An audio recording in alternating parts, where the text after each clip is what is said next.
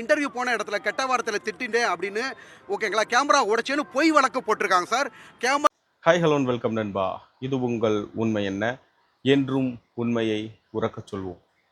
ஆக்சுவலாக கொஞ்ச நாளைக்கு முன்னாடி நான் ஒரு வீடியோ போட்டிருந்தேன். வாட்டர்மெலன் திவாகர் கைது செய்யப்பட்டார் அப்படின்னு. பொய்யா புழுவாதடா, பொய்யா சொல்லாதடான்னு சொன்னீங்க. நான் சொன்னேன், ப்ரோ இது பொய்யில்லை ப்ரோ, உண்மைதான் ப்ரோன்னு கத்துனேன், கதர்னேன், கெஞ்சினேன். எங்கே வந்து கமெண்டில் ஒரே ரயிலு.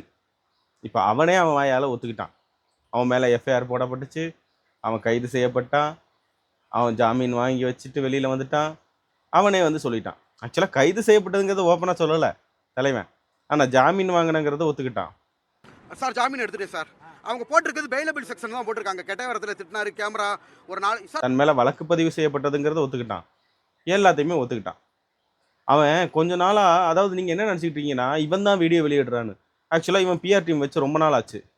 இவன் பிஆர் டீம் வச்சு இவன் இல்லைனாலும் இவனோட வீடியோஸ் எல்லாம் வெளியில் வந்துட்டுருக்கோம். அப்போ நீங்கள் என்ன நினைப்பீங்கன்னா, இவன் இருக்கான் போல இருக்கு, இன்னும் வெளியில தான் இருக்கான் போல இருக்குன்னு. இவன் உள்ளேயே போயிருந்தாலும் இவனோட வீடியோஸ்லாம் வெளியில் வந்துக்கிட்டு தான் இருக்கும். ஓகேவா? பழைய வீடியோஸ் எல்லாம் போடுவாங்க, புது வீடியோஸை போடுவாங்க, அந்த எடுத்து வச்சிருந்த வீடியோஸ் எல்லாம் எடுத்து போடுவாங்க, இவன் கொடுத்த வீடியோஸ் எல்லாம் போட்டுக்கிட்டு இருப்பாங்க. ஸோ இது நடந்துக்கிட்டே தான் இருக்கும். சரியா? இந்த டீட்டெயில்டை ஃபுல்லாக பார்ப்போம்.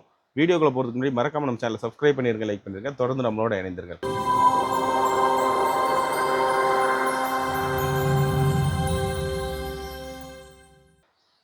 என்னன்னு பார்த்தீங்கன்னா, நான் சொல்லும் பொழுது நிறைய பேர் வந்து பொய்யா சொல்லாதடா, இப்படி பொய் சொன்னா உன்னோட அந்த கிரெடிபிலிட்டி போயிடும் அப்படி.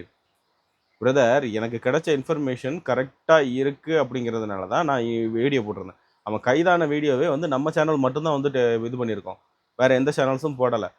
பிகாஸ் எல்லா சேனலுக்கும் ஒரு ஃபுட்டேஜ் கிடச்சா அந்த ஃபுட்டேஜ் வச்சு போடுவாங்க. நமக்கு கிடைக்கிறது இன்ஃபர்மேஷன்ஸ் கரெக்டாக இருக்குது. அவன் ஜாமீன் வாங்கியிருக்கான், இந்த பிரச்சனை, இந்த இதோட பிரச்சனை எல்லாம் நமக்கு தெரிஞ்சிருச்சு. இப்போது திவாகர் மீண்டும் கைது செய்யப்பட்டா எதனால் கைது செய்யப்படுவார் நான் சொல்லிட்டா, போலீசார் குறித்து அவதூறாக பொதுவெளியில் பேசியது, சட்டத்தை, அதாவது போலீசார் தன் கடமையை செய்ய விடாமல் தடுத்தது, போலீஸ் பதவிக்கு களங்கம் விளைவிக்கும் வகையில் பொதுவெளியில் போலீசார்களை பற்றி தனிப்பட்ட முறையில் விமர்சித்தது. இந்த மாதிரி சில வழக்குகள் அவன் மேலே வந்து பதிவு செய்யப்படலாம். ஏனென்றால் ஒரு குறிப்பிட்ட அதாவது போலீஸ் நபர்களை குறிப்பிட்டு பேசினால் அது வந்து அவங்களோட அந்த பதவிக்கும் சேர்த்து அது வந்து பங்கம் விளைவிக்கிற மாதிரி. அவங்க வந்து அப்படி செயல்பட்டாங்க அப்படின்னு சொல்லி இவன் சொல்கிறான். சிசிடிவியை பாருங்கள், அதை பாருங்கள், இதை பாருங்கன்னு. நான் ஒன்றே ஒன்று சொல்கிறேன், provoke TV channel, YouTube channel, அந்த இதுலேயே வந்து பார்த்தீங்கன்னா இவனை யாருமே தாக்கலை. ஓகேவா? இவன் அண்டர் கிரவுண்டில் இருக்கிறான். சரியா? நான் ஒன்றே ஒன்று சொல்கிறேன், ஒருத்தங்க உங்களை அடைச்சி வச்சாங்கன்னா உங்கள்கிட்ட இருந்து ஃபோனை எல்லாத்தையும் பிடுங்குவாங்கல்ல. உங்களை அடைச்சி வச்சதாகவே இருக்கட்டும், இவன் மேலே ஒரு காயம் இல்லை. இவனை அண்டர் கிரவுண்டில் அடைச்சி வச்சாங்கனாலுமே இவன் ஃபோனை பிடுங்கியிருக்கணும். ஆனால் இவன் லைவ் போட்டுக்கிட்டு இருக்கான், இவன் சுற்றி நிற்கிறாங்க. அதில் கூட ஒரு லேடி பேசியிருந்ததை நீங்கள் பார்க்க முடிஞ்சுச்சு. நம்ம போன வீடியோவில் பார்க்கலன்னா பாருங்கள். ஒரு லேடி பேசியிருந்தாங்க, சார் பிக் பாஸில் தான் நீங்கள் நல்லா நடிச்சிங்கன்னு நினச்சோம், ஆனால் நிஜத்தில் அதை விட பயங்கரமாக நடிக்கிறீங்க சார் அப்படின்னு. அதாவது நடிகன்டா அப்படிங்கிற அளவுக்கு திரையில் நடிக்க மாட்டேங்கிறான், ஆனால் இந்த மாதிரி விஷயங்களில் நடிகன்டா அப்படிங்கிற அளவுக்கு நடிச்சிடறான். ஓகேவா? ரொம்ப எக்ஸ்ட்ரீம் லெவலுக்கு ஏதாவது போச்சுன்னா, சார் நான் ஒரு மாற்றுத்திறனாளி, நான் இந்த மாதிரி வீடியோ போட்டு தான் சம்பாதிக்கிறேன். இதைத்தான் இவன் அன்னைக்கு அந்த ஸ்டேஷனில் கெஞ்சினது. நான் ஒரு மாற்றுத்திறனாளி, நான் இந்த மாதிரி வீடியோ போட்டு தான் சம்பாதிக்கிறேன், இந்த வீடியோவை போட்டு சம்பாதிக்கலைன்னா எனக்கு வருமானம் இல்லை அப்படின்னு சொல்லி இவன் அந்த இதை வெளியேற்றிருக்கான், அதாவது வெளியே வந்திருக்கான். ஆனாலும் ஏற்பட்ட நஷ்டத்துக்கு அவங்க அவ்வளோ பெரிய மீடியா சேனல் அந்த இதை வந்து பண்ணாமல் இருக்க மாட்டாங்க. அவங்க வந்து கேஸ் கொடுத்துட்டாங்க, அந்த கேஸ் ஃபைல் ஆகிடுச்சு, இவன் மேலே இதாகிடுச்சு, பெயிலில் வந்துட்டான். வந்துட்டு இவ்வளவு நாட்கள் சும்மா இருந்தவன் ஒரு சில வழக்கறிஞர்களோட இதெல்லாம் கன்சல்டேஷன்லாம் பண்ணிவிட்டு இவனுக்கு பின்னாடி இருக்கிற அந்த ஒரு கார்ப்பரேட்டோட அந்த ஒரு சப்போர்ட்லையும் நீங்கள் பேசுங்க, என்ன வந்தாலும் பார்த்துக்கலாம், உங்களோட அந்த பப்ளிசிட்டி குறைஞ்சிருச்சு, உங்களோட வீடியோஸோட வியூஸ் எல்லாம் குறைஞ்சிருச்சு, ஸோ நீங்கள் இதை பேசுங்க, என்ன பிரச்சனை வந்தாலும் நம்ம கோர்ட்டில் பார்த்துக்கலாம், அப்படி வந்துச்சுன்னா நம்ம மன்னிப்பு கேட்டுருவோம் கோர்ட்டில், உங்களோட அந்த மாற்றுத்திறனாளிங்கிற அந்த ஐடென்டிட்டியை வச்சு நம்ம கோர்ட்டில் மன்னிப்பு கேட்டு இனிமேல் இவர் இந்த மாதிரி பண்ண மாட்டான்னு சொல்லிட்டு வெளியில் வந்துடுவோம். இப்படின்னு ஒரு சீப்பான பப்ளிசிட்டி அவங்க எடுக்க தான் முயற்சி பண்ணுறாங்க. ஓகேவா?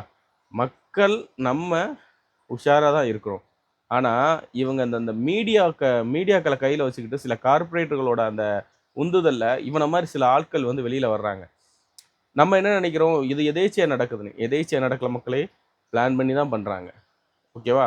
நம்ம தான் உஷாராக இருந்துக்கணும். இந்த மாதிரி நபர்களை பற்றி நான் வந்து ஒரு இன்ஃபர்மேஷன் சொல்லும்போது அதை வந்து சில பேர் ப்ரொமோஷனாக நினைக்கிறீங்க. ப்ரொமோஷனில் மக்கள் விழிப்புணர்வு ஆகணுங்கிறதுக்காண்டி தான் சொல்கிறோம். ஓகேவா? மக்கள் விழிப்புணர்வு ஆகணும். இந்த மாதிரியும் நபர்கள் இருக்கிறாங்க. சினிமாவில் நீங்கள் இவங்களை பார்த்தீங்கன்னா நீங்கள் கத்துறீங்க கதறீங்க அப்படின்னு சொல்லி அவன் சொல்கிறான். அந்த மாதிரி நீங்கள் பண்ணுறது, நீங்கள் எதுக்கு கத்துறீங்கன்னு எனக்கு தெரியும். இவனெல்லாம் வச்சு படம் எடுத்துருக்கீங்களான்னு கத்துறீங்க. ஆனால் அவன் என்ன சொல்கிறான் தெரியுமா? நான் வந்தாலே கிளாப்ஸு கத்துறது அப்படின்னு. ஸோ மக்கள் இந்த மாதிரி நபர்களை பார்த்தீங்களா, சைலண்டாக கடந்து போயிட்டீங்கன்னா அதோட முடிஞ்சுச்சு. நாங்கள் சொல்கிறோமா, கேட்டுக்கோங்க. ஓகே, இவன் தான் ஆள், இவன் எங்கேயாவது பார்த்தீங்களா, சப்போஸ் இவனாக வந்து வாங்க நம்ம ஃபோட்டோ எடுப்போன்னு கூப்பிட்டா கூட செருப்பு கழட்டி எடுப்போம் போயிடுறா அப்படின்னு சொல்லி சொல்லிடுங்க. அப்படின்னா ஆட்டோமேட்டிக்காக இந்த மாதிரி நபர்கள் அடங்கிடுவாங்க. ஓகே, இன்றைக்கி நம்ம சொன்ன விஷயம் உங்களுக்கு ரொம்பவே யூஸ்ஃபுல்லான விஷயம் தான். அதே மாதிரி என்னை நிறைய பேர் வந்து கிரெடிபிலிட்டி நீங்கள் நம்ம கிரெடிபிலிட்டி போகிற மாதிரி ஒரு விஷயம், ஒரு தவறான இன்ஃபர்மேஷன் போட்டால் அந்த வீடியோ உடனே நான் ப்ரைவேட்டில் போட்டுருவேன். நான் இது வரைக்கும் ப்ரைவேட்டில் போடாமல் இருக்கிறது காரணம் அது உண்மை சம்பவம். பிக் பாஸ்லேருந்து இவன் எவிக்ட் ஆனான்னு சொல்லிட்டு ஒரு ராங் இன்ஃபர்மேஷன் வந்துச்சு. அது சம்மந்தமாக நம்ம ஒரு வீடியோ போட்டோம். கிட்டத்தட்ட ஒரு 1 மணி நேரம் 2 மணி நேரத்துலேயே வந்து 4K 5K வியூஸ்க்கு மேலே போயிருச்சு அது. அதுக்கப்புறம் அது வந்து தப்பான இன்ஃபர்மேஷன் தெரியுமே, உடனடியாக நான் அந்த வீடியோ ப்ரைவேட்டில் போட்டுட்டு அந்த வீடியோவே நான் வந்து அதுக்கப்புறம் ரிமூவ் பண்ணிட்டேன். ஆனால் இந்த வாட்டி நான் ரிமூவ் பண்ணாமதுக்கு காரணம் அது வந்து உண்மையான இன்ஃபர்மேஷன். அப்புறம் எதுக்குங்க நான் ரிமூவ் பண்ணணும்? நீங்களே சொல்லுங்கள். நிறைய பேர் வந்து கமெண்ட்டில் வந்து திட்டினீங்க. இருந்தாலும் உண்மை ஒரு நாள் வெல்லும். அவ்வளோதான். உண்மையினோட நோக்கமே அதான். உண்மை ஒரு நாள் வெல்லும். உண்மை வென்றுச்சு. அவனே அவன் வாயால் சொல்லிட்டான். என் மேலே வழக்கு பதிவு பண்ணாங்க, நான் ஜாமீன் எடுத்தேன். ஆனால் கைது பண்ணங்கிற வார்த்தையை அவன் சொல்லலை. ஏன்னா அதை சொன்னால் எப்படியோ அடுத்து அவனுக்கு இதாகும்னு தெரியும், பிரச்சனையாகும். கைது செய்யப்பட்டார் வாட்டர்மெலன் போட்டுருவாங்கன்ட்டு. ஆனால் உண்மையில் வாட்டர்மெலன் கைது செய்யப்பட்டார். இதுதான் உண்மை. அடுத்த வீடியோவில் சந்திக்கலாம். இது உங்கள் உண்மை என்ன? என்றும் உண்மையை உறக்கச் சொல்வோம்.